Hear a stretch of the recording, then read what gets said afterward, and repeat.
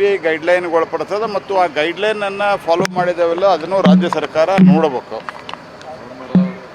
ಆದರೆ ಇಲ್ಲಿ ಕಾನೂನು ಕೈಗೆ ತೆಗೆದುಕೊಳ್ತಾ ಇದ್ದಾರೆ. ಈ ಕಾನೂನು ಕೈಗೆ ತೆಗೆದುಕೊಳ್ಳುವುದನ್ನು ಮುಖ್ಯಮಂತ್ರಿಗಳು ಕಟ್ಟುನಿಟ್ಟಾಗಿ ಇದನ್ನು ಜಾರಿಗೆ ತರಬೇಕು.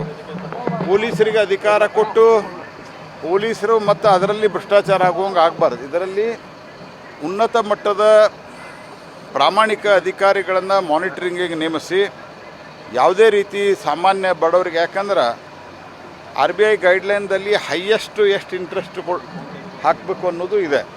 ಮತ್ತು ಅನ್ರಿಜಿಸ್ಟರ್ಡ್ ಫೈನಾನ್ಸ್ ಕಂಪ್ನಿಗಳು ಭಾಳ ಇದ್ದಾವೆ. NBFCಯಲ್ಲೂ ಅವು ಕವರ್ ಆಗ್ತಾ ಇಲ್ಲ. ಹೀಗಾಗಿ ರಾಜ್ಯ ಸರ್ಕಾರದ ಪ್ರೈಮರಿ ಜವಾಬ್ದಾರಿ ಇದೆ. ಇದನ್ನು ಕಟ್ಟುನಿಟ್ಟಾಗಿ ಕಂಟ್ರೋಲ್ ಮಾಡಬೇಕು. ಮತ್ತು ಇದರಲ್ಲಿ ಭ್ರಷ್ಟಾಚಾರ ಆಗ್ತಾಯಿದೆ.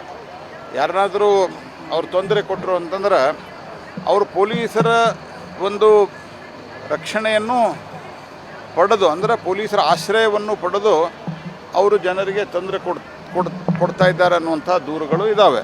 ನಾನು ಹಿಂಗಾಗಿ ಪೊಲೀಸರ ಮೇಲೆ ನಂದು ಆರೋಪ ಇಲ್ಲ.